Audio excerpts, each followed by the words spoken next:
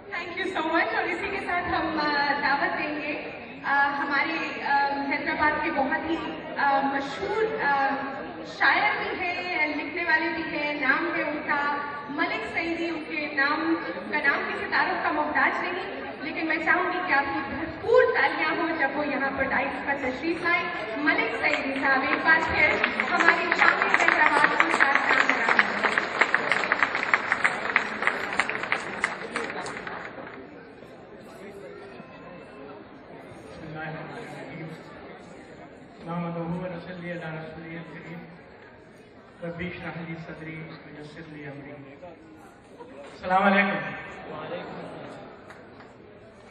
शाम हैदराबाद के मुंतज़मीन को बहुत बहुत मुबारकबाद कि इतना शानदार प्रोग्राम उन्होंने हमेशा की तरह किया है।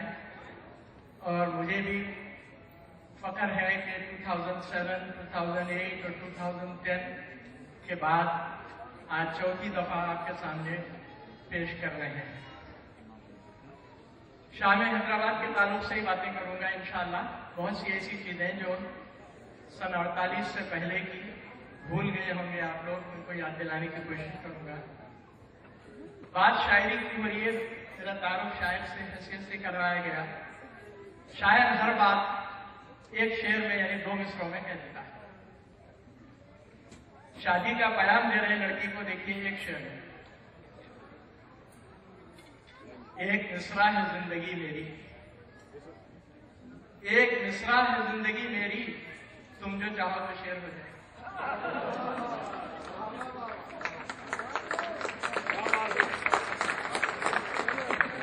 अफगानिस्तान, पाकिस्तान, इराक में जो हालात हैं वो आप देख रहे हैं। शायद सिर्फ एक शेर में कहता है, एक कुत्ते ने कहा ये दूसरे कुत्ते से कल, एक कुत्ते ने कहा ये दूसरे कुत्ते से कल, भाग वरना आदमी की मौत मारा जाएगा।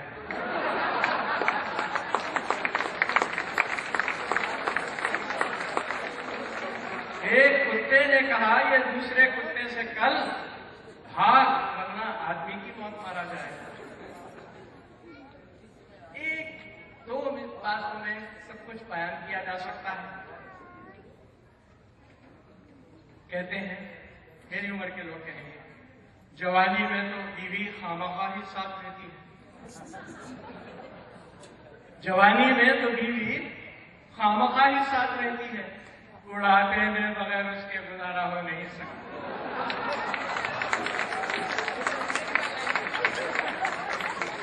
हमारे एक दोस्त बीवी को बराबर नजर नहीं आ रहा था, ले जाके आंखों का इम्तिहान करवाया और एक को चश्मा दिलवा दिया। आप ऐसी गलती कभी मत कीजिए। चश्मा मिलते ही बेगम कहने लगी, जब से चश्मा लगा नजर वाला, जब से चश्मा लगा नजर वाला, जहर लगता है मुझको घर वाला।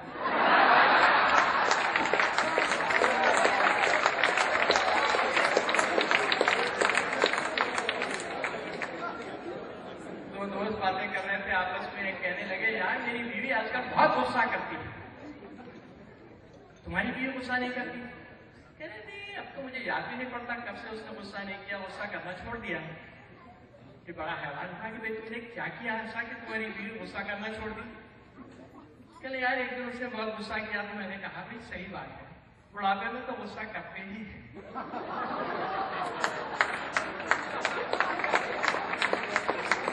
देखिए गुस्सा वाली हैदराबाद में एक इंस्टीट्यूशन था, जुमा को छुट्टी होती थी और उस इंस्टीट्यूशन का नाम था ऑक्शन हॉल। हमारे जमाने में J Moosa auction hall, Ali brothers auction hall बहुत मशहूर ऑक्शन हॉल थे। ऑक्शन हॉल का आप सब नए लोगों के सामने क्या बताऊं, ईबे से तो सब वाकिफ है। फर्क इतना है कि ईबे पे आप सामान को ना छू सकते हैं, ना किसी बिड करने वाले को देख सकते हैं। हमारे पास ये फर्क था कि वहां जाते थे, नया पुराना सामान होता था, उसको आप देख भी सकते थे और फिर उसके बाद बिडिंग होती थी। और जैसा आप जानते हैं कि 50 रुपए, going once, going twice, going thrice, sold, जाओ वो काली शेरवानी वाला साहब पैसे ले लो तो सामान दे दो। तो एक साहब ने वहां से जाके एक पलंग खरीद के लाया। तो उस हैदराबादी हर्राज के पलंग की दास्तान सुनिएगा। पट्टी में जिसकी लर्जा, पांव में जिसके राशा, हर चीज कांपती है, किसका पलंग है बादशाह। पट्टी में जिसकी लर्जा, पांव में जिसके राशा, हर चीज कांपती है, किसका पलंग है बादशाह।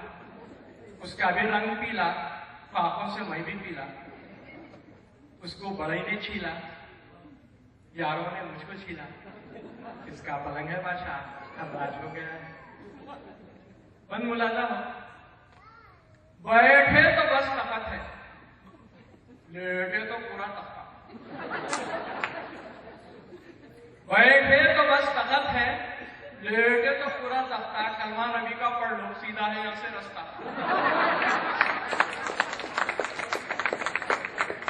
बैठे तो बस तख्त है, लेटे तो पूरा तख्ता।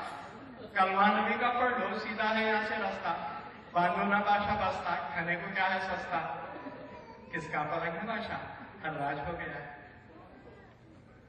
ये बंद खासतौर पर तवज्जो चाहूंगा, पलंग की तारीफ देखिए आप। मच्छर का शामियाना, खटमल का है ठिकाना, झुंगर का कारखाना। मच्छर का शामियाना, खटमल का है ठिकाना, झुंगर का है, झुंगर का शामियाना।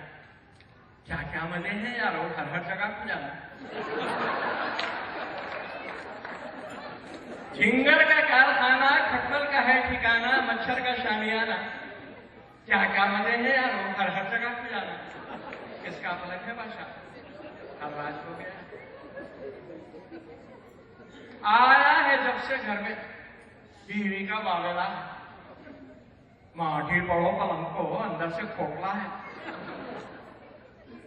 आया है जब से घर में बीवी का बावेला है, माटी पड़ो पलंग को अंदर से खोखला है। हमसाया हमसे पूछा, हजरत ये क्या बला है, कैसे हैं बाल बच्चे, डोला कहां चला है, किसका पलंग है बादशाह। हर राज हो गया। बहुत बहुत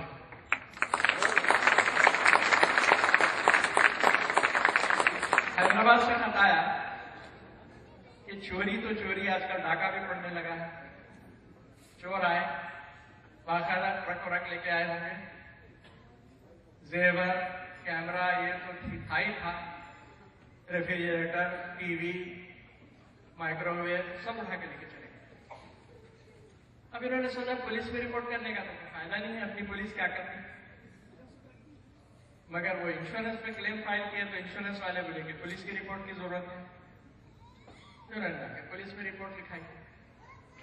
3 दिन के बाद थाने से फोन आया कि साहब चोर पकड़ा गया है और आपका सारा सामान बरामद हो गया है, आप तशरीफ लाइए और अपने सामान को आइडेंटिफाई करके ले जाएं। इनको तो हार्ट अटैक होते होते रह गया। अपनी पुलिस 3 दिन के अंदर न सिर्फ चोर को पकड़ी, सामान भी बरामद कर ली।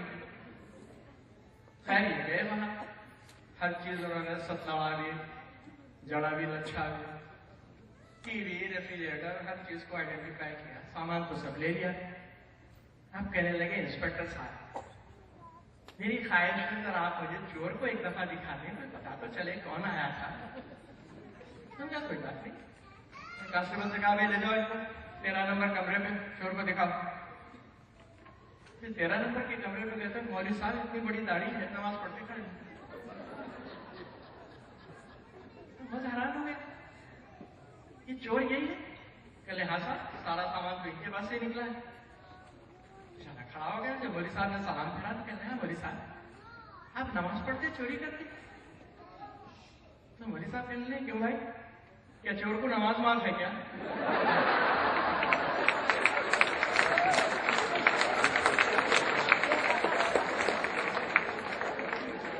बात मसलक की होती है। अब आप जानते हैं शरीफ आदमी, शरीफ आदमी किसको कहते हैं। शरीफ आदमी वो होता है जो औरतों के झुरमट में बैठे, नजरें नीची रखे और नीयत बुरी रखे।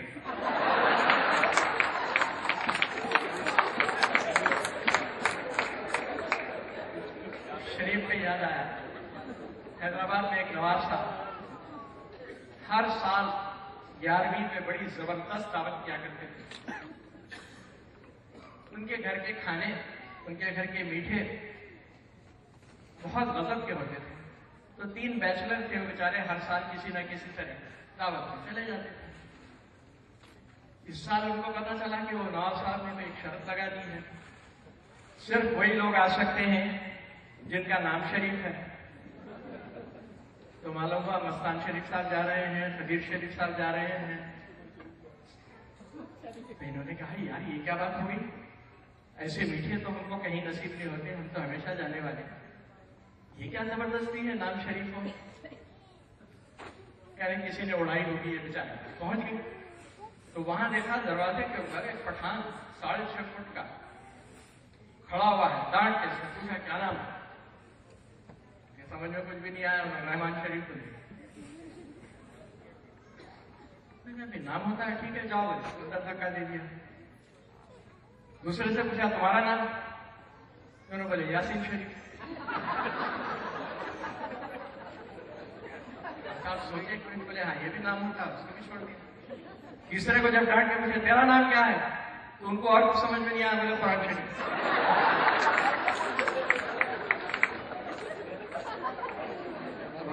ये नाम तो नहीं हो सकता, आपको नहीं जाने दूंगा। उन्होंने पकड़ लिया, ये परेशान हो गए, आप मुझे अंदर नहीं जाने देंगे। उन्होंने कहा नहीं भाई, ये सिर्फ शरीफों की दावत है, शरीफ आदमी, ये नाम नहीं होता, कुरान शरीफ किसी का नाम नहीं होता। लेंगे अगर मुझे आप अंदर नहीं जाने देंगे तो खुदा के लिए मेरे पे एक मेहरबानी कर दीजिए।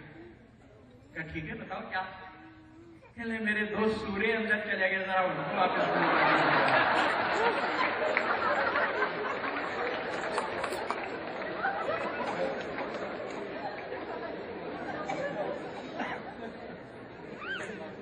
हैदराबाद में अल्फाज बात बिगड़ जाते हैं।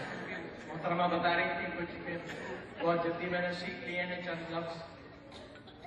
तो एक पंजाबी साहब एक हैदराबादी के साथ रूममेट थे, तो थोड़ी बहुत बात सीखे थे। तो एक दिन उन्होंने दावा कर दिया कि मैं हैदराबादी बेहतरीन सीख बोल सकता हूँ। तो जबान की वहदानियत पर यह शिर्क एक हैदराबादी को नागवार गुजरा। वैसे सुनिएगा, जबान की वहदानियत पे ये शिर्क हैदराबादी को नागवार गुजरा। उसने कहा जनाब मैं सिर्फ एक जुमला बोलूंगा, अगर आप उसका मतलब बता दिए ना तो मैं आपको मुर्गी सदाकतनामा दे दूंगा। क्या बोलेंगे, खाओ नको कहते, इसके अलावा क्या बोल सकता है। चले फरमाइए। खालिस हैदराबादी जबान में बोला, पोटे माटी मिले वनडे फिरका फिरका को कवेलियों का सफर कर दिया ना। तो कहने लगा कि इसके माने में क्या बताऊं, इसके तो मैं हिजे भी नहीं कर सकता। तो उसी हैदराबादी जबान में एक लफ्ज है आरस। ख्याल यह है कि पुरुष की बिगड़ी हुई शक्ल है, दुल्हन के लिए आरस। तो एक जवान लड़का है, उसकी शादी होने वाली थी, तो उससे पूछा कि लड़की कैसी चाहिए। तो देखिए लड़की में क्या खूबियां होनी चाहिए वो बता रहा। आज इस हैदराबादी मुहावरे हैं, मुलाजा हो। मिली आरस तो उसके दिल में रस, आंखों में रस होना। मिली आरस तो उसके दिल में रस, आंखों में रस होना। उछलने कूदने हिरनी के वैसा उसमें कस होना। उछलने कूदने हिरनी के वैसा उसमें कस होना। उन्हें बातां करी तो बुलबुला पिट बोलना सुनको। रसीले गीत जब गाई तो कोयल भागना सुनको। अदा ऐसी बताना उन के दिल से गम निकल जाना। अदा ऐसी बताना उन के दिल से गम निकल जाना। नजर भर को उन्हें देखी तो पट से दम निकल जाना। जिधर से भी उन्हें गुजरी तो लोग देखते रहना। जिधर से भी उन्हें गुजरी तो लोग देखते रहना, बदन पे उसको नजरों के नागा रेंगते रहना, बदन पे उसके नजरों के नागा रेंगते रहना। चली छकफक तो मोरा नाच फूल को देखना उसको, चली छकफक तो मोरा नाच फूल को देखना उसको, समझ को ख्वाब लोग आंखा मन को देखना उसको। हंसी तो चुपका चुप दिल में हमारे गुदगुदी बना, हंसी तो चुपका चुप दिल में हमारे गुदगुदी बना। परेशानी दिखी उसकी तो हमको तलमली बना। चमक बिजली की फिक्की दिखना उसके मुस्कुराने को, चमक बिजली की फिक्की दिखना उसके मुस्कुराने को। हजारों बिरबा बोटियां वार देना उसके होठों को। आप लोग बिरबहोटी कहते हैं, लोग बिरबा बोटी कहते हैं। हजारों बिरबा बोटियां वार देना उसके होठों को। उन्हें नहीं रही चमन में तो चमन उजड़ा चमन दिखना, उन्हें नहीं रही चमन में तो चमन उजड़ा चमन दिखना। बगीचे के जो फूला है बगीचे का कफन दिखना। ये सब सोचे तो क्या फायदा, जो सोचे वो तो नहीं होता। तो रियलिस्टिक हो गए ना। ये सब सोचे तो क्या फायदा, जो सोचे वो तो नहीं होता। रहेंगी जब तलक तकदीर खोटी कुछ भी नहीं होता। ये शरफन भी मुशाता हमको ले जाकर खपा डाली, ये शरफन भी मुशाता हमको ले जाकर खपा डाली। बताइए एक दूसरी को गले में बना डाली। ये भी खास हैदराबाद की चीज है, दूसरी को गले में बना डाली। देखिए ताली वाली वजह तो कुछ पता चलता है कि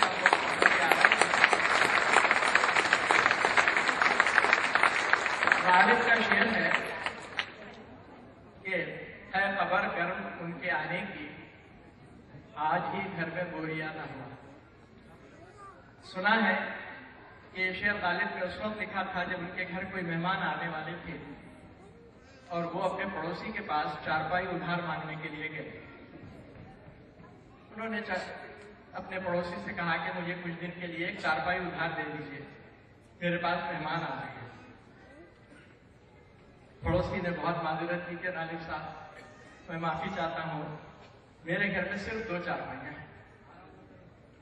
एक चारपाई पे मैं और मेरा बेटा सोते हैं, दूसरी चारपाई पे मेरी बीवी और मेरी बहू सोती है। गालिब ने कहा भाई आप चारपाई मत दें, मुझे कोई अफसोस नहीं होगा, मगर कम से कम सोया तो सलीके से कीजिए। तो आप लोग लतीफा समझे ना समझे मुझे कोई अफसोस नहीं होगा, बात तो सलीके से कीजिए।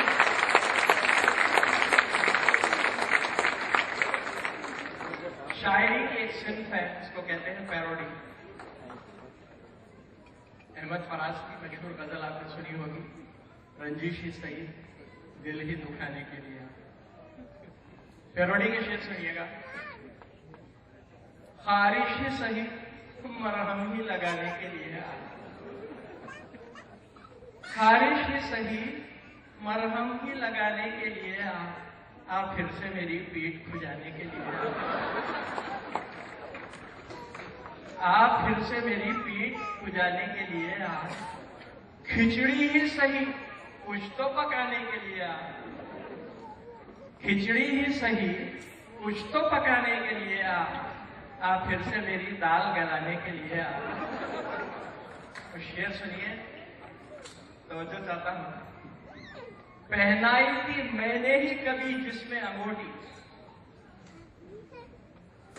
पहनाई थी मैंने ही कभी जिसमें अंगूठी, मुझको उसी उंगली पर नचाने के लिए। पहनाई थी मैंने ही कभी जिसमें अंगूठी, मुझको उसी उंगली पे नचाने के लिए। और एक शेर अपने पे है, महफिल में फकत शेर सुनाना ही नहीं है, महफिल में फकत शेर सुनाना ही नहीं है, अशार का मतलब भी बताने के लिए।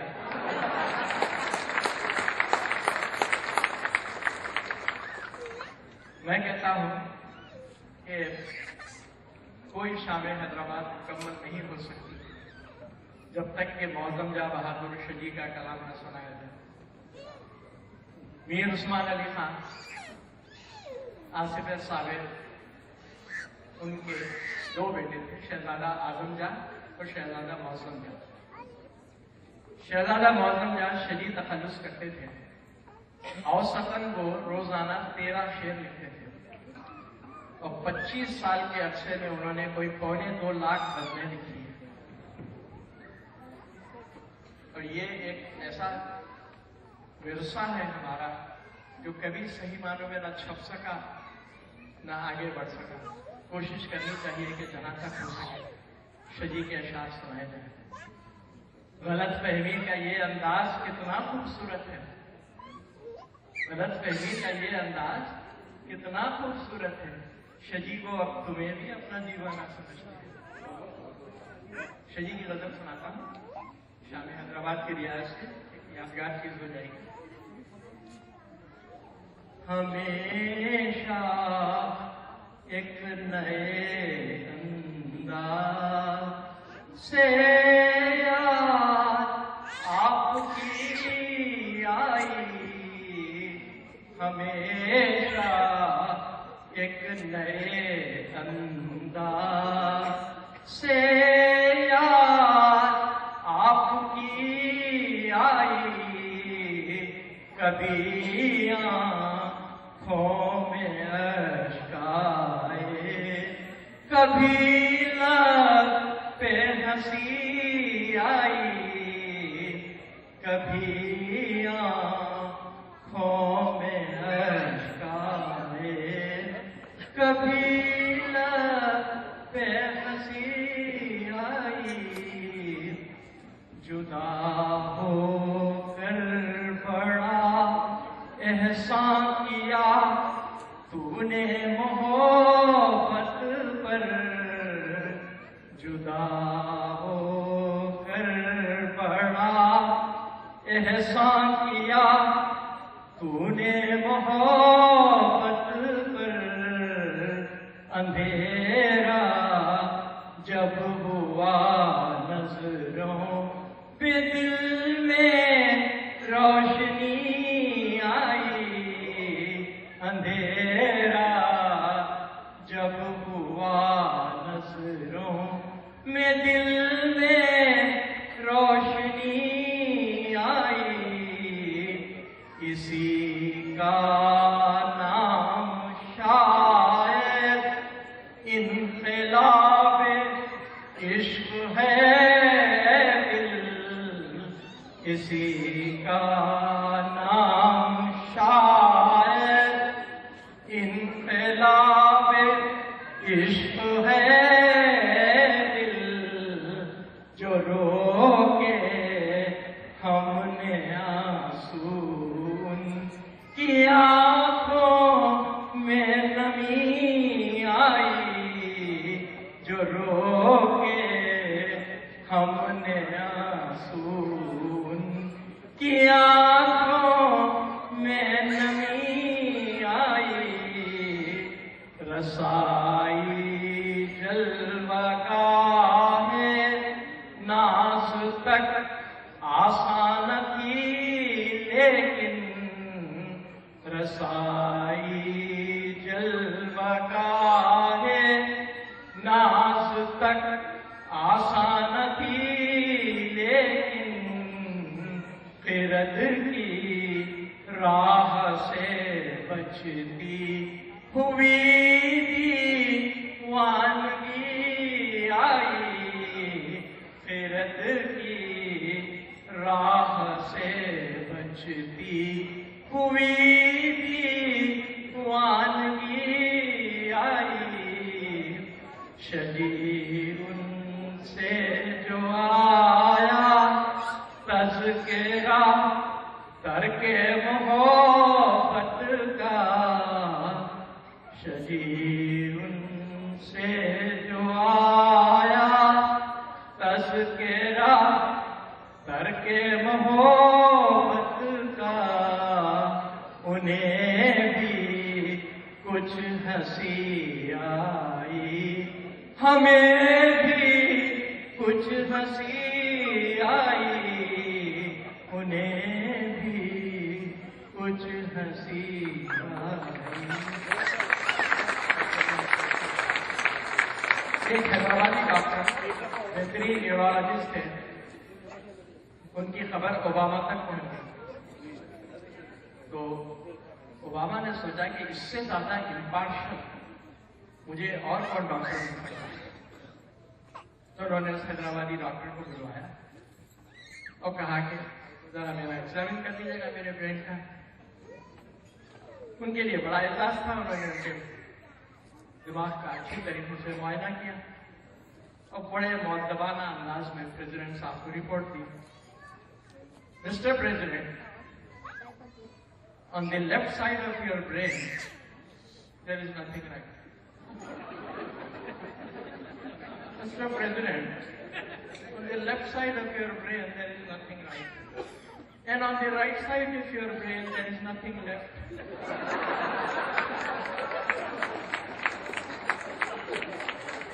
सुना है आसिफ सफारी मस्जिद अक्सा पहुंच गए और मैसिव हार्ट अटैक हुआ इंतहा।